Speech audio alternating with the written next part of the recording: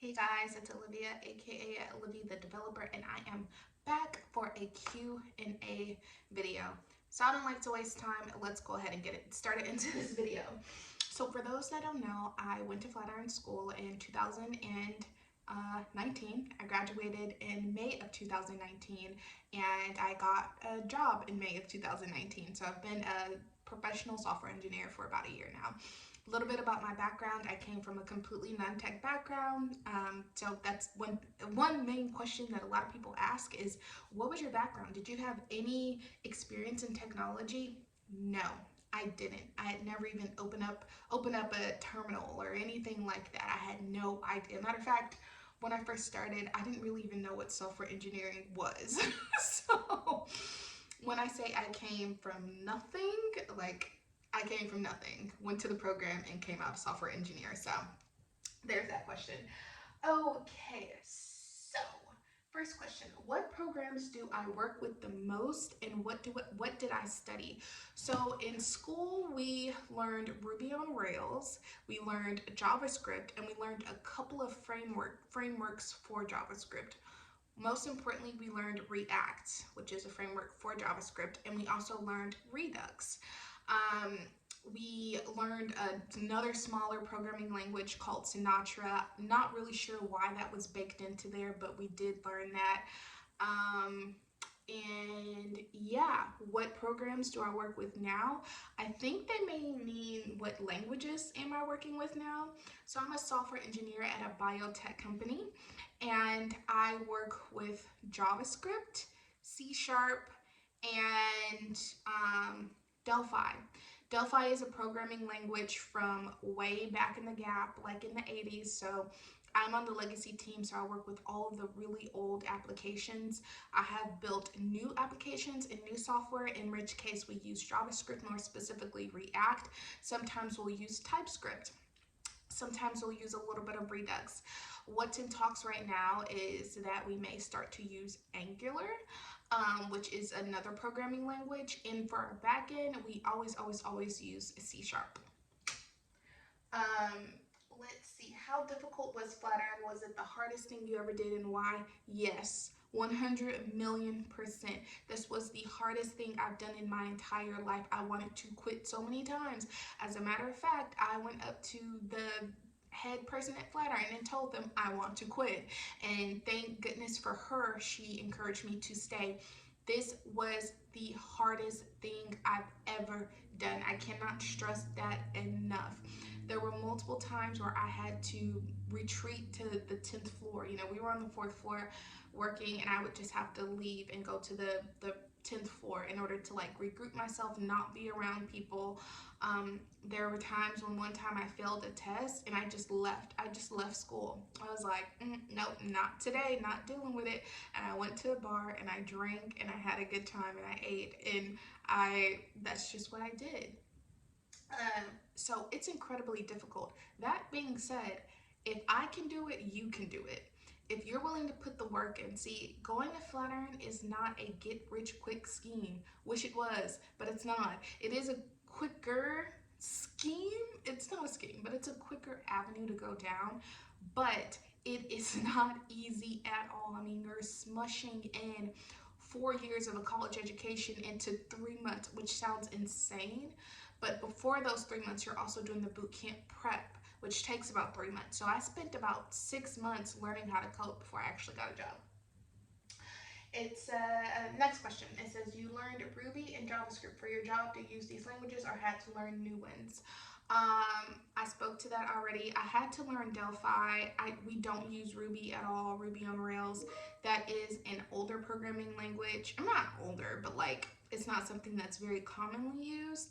Um, but that being said, like it laid a solid foundation for me to learn C Sharp, which is the backend language that we use at my company. Um, and so while I don't use Ruby on Rails, which we learned Ruby on Rails for the back end, a little bit of front end, but mostly back end at Flatiron School. It taught me like the overarching principles of a back end language. So then when I jumped in at my company and I had to learn how to use C Sharp, then I was able to figure it out, if that makes sense. So go over the details of how you negotiated your salary and what was the initial offer they offered and how did you counter it. That's a joke. Your girl did not negotiate. I came into this like, okay, I want to make X amount of dollars. You know, when they told me that I got the job and they'd be calling me with my offer, I'm like, nope. I'm gonna make this number. You know, I was awaiting the phone call, so I was just like, if it's less than this, I'm not gonna accept. I was so hyped. I was so like, if it's this number or less, it's gonna be a problem, and I'm gonna say something about it. And then it wound up being $20,000 more than that baseline number. So when they told me that number, which I have a video on my salary on my channel, when they told me that number, I was just like, yes. And it was funny because the HR lady was like, well, you can take some time to think about it. And I was just like, yes, yep. You know, so but you should always counter, you should always negotiate. The first number that they give you is always the lowest possible. I should have negotiated. I didn't. But I'll know in the future to do so. But yeah, I have no negotiation tips for you. Next question is, this person says, I work full time. Would you suggest doing Flatiron part time or focus on Flatiron full time and leave my job? This is a really big question, and I think it really depends on how soon you want to career switch, right? I knew that I wanted a pretty fast career switch, so I completely quit everything that I was doing. I did not have a job, but I was a full-time entrepreneur, so I completely closed down and shut down my business, and I focused on this full-time. And the beauty in that was that I went to the program for 3 months, and I got a job, you know, before I graduated. I have a video about that on my channel. Check it out, how I got that job, and about the job interview, the process. So if you have more time on your hands, if you're like, okay, well, I have about a year or a year and a half, because I think that's how long the online course takes, about a year and a half. If you have that to wait, if you have that kind of patience, then hey, go for it, do it. But as far as me, I really wanted to just go in there, and the beauty in that was that I laser focused in. I didn't have any other distractions, so I feel like I was able to grasp the material a little bit better because of that. Next question. What are the tips for when you're about to start the program? So let's say you've gotten accepted into the program and you're going to be starting soon. What should you be doing? You should make sure that you have a solid grasp on every single concept that is in the bootcamp prep and in the pre-coursework. That is so important. You absolutely cannot skip the pre-coursework. I know people that skipped the pre-coursework, started the program, and had to quit the program a couple weeks into the program because they were so far behind they didn't finish it. And so because you have the boot camp prep that takes about 3 months, and then you interview, you get in, and then you have the pre-course work, which is like 100 hours of work before you actually start the program. So it's easy to just skip it, but you do not want to do that. If you do that, you're going to fall behind, and those people actually went into the cohort behind me. Because they couldn't keep up. I would say make sure you have really good grasp on hashes. There's a HashGetBall section in there. Make sure you can understand hashes, because on day one, you're not going over hashes. You're not going over the pre-course work. You're starting from the point after that. There's no review session.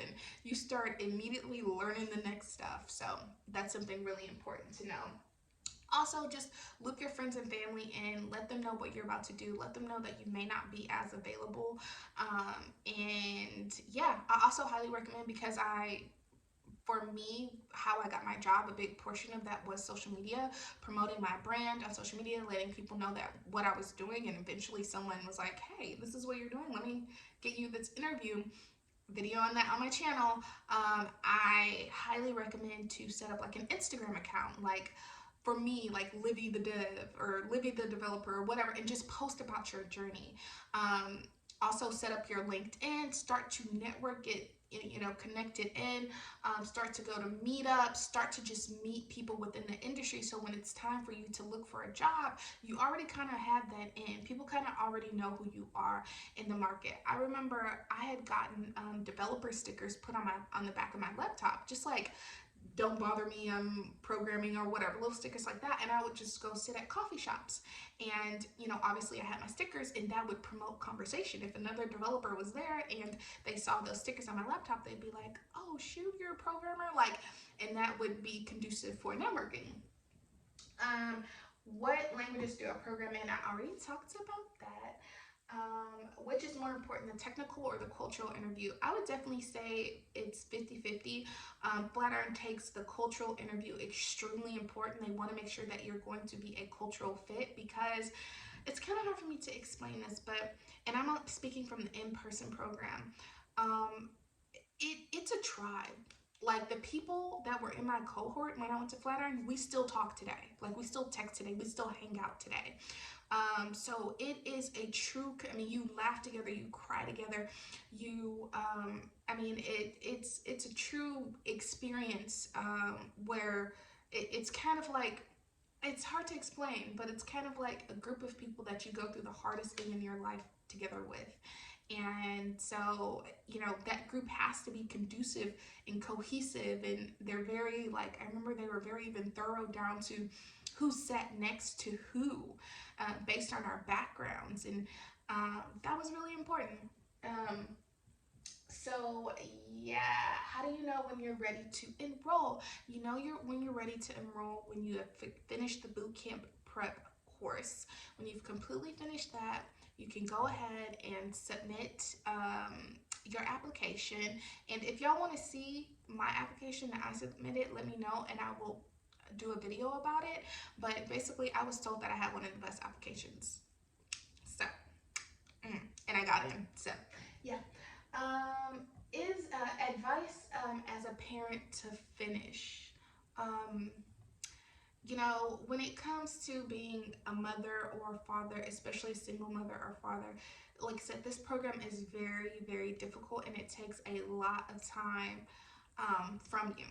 So I would spend like 60 hours a week coding. Like, I would be at school for 8 hours. I would go early or I would stay late into the night. I would come home. I would study. Weekends, I would study. So I would say just make sure you have a solid support system. If you don't have a solid support system, then make sure that you can have a solid, like, nanny or something like that. You're really going to have help, because if I didn't have my parents there to help watch my baby at 8 and 9 and 10 o'clock at night when I was arriving back home, I just don't know how I would have been able to do it. So if you're married or if you're in a couple, then lean on your partner. Let them know that for this time period, you're really going to have to need some extra help from them. But you can do it. You can definitely do it. Is it a waste of money? Flatiron is, for me, has not been a waste of money.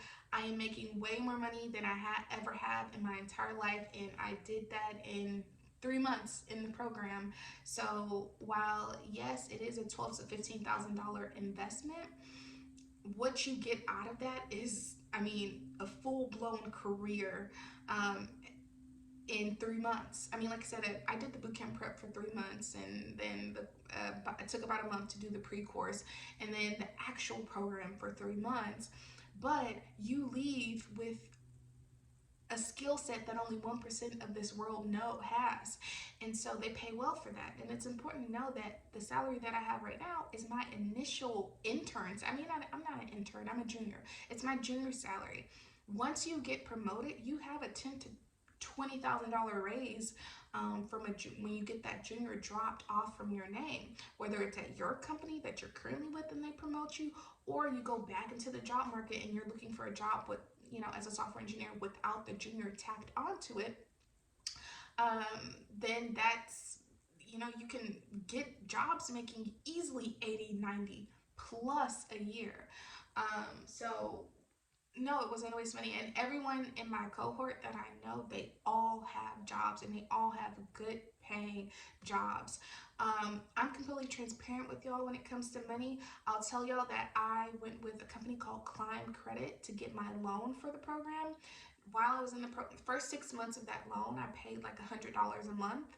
And then you just pay the interest while you're in school, and then once you graduate, you pay the actual whatever fee. So I pay about $375 a month to my loan company and I'll be doing that for about 3 years, and then that's it. I'm done. I no longer have to pay them. So that sounds like kind of a lot of money, but that's the same amount of money you would be paying for a traditional student loan. Plus, you're making so much more to where it's not a big deal. Um, is it better to go full or part-time? To answer that question, is it hard to get a job after? I had a job offer 1 week before I graduated. Everyone else in my cohort, they had jobs within like a couple months, a few months. Some people it took a little bit longer, but I would say those people probably weren't as focused on getting a job immediately. For me, I was like, I need a job tomorrow. Like, so I was really, really focused on that. So like I said, check out my video on my job hunt. Will it pay off in the end? I answered that. What languages should you focus on? Just make sure you have a solid grasp on a back-end language and a front-end language. I have a video about going the college route, the self-taught route versus the bootcamp route, so you can check that out. Also, I have a video about does it make sense to be a software engineer still in 2020? Just some plugs there. But make sure you have a back-end language and a front-end language. You know, a for loop is a for loop is a for loop. In every language, it's just all essentially the same. It's just nuances with each language. So as long as you have a good grasp on a back-end language and a front-end language and database management, things like that, you should be fine. So like SQL, make sure you can understand SQL well.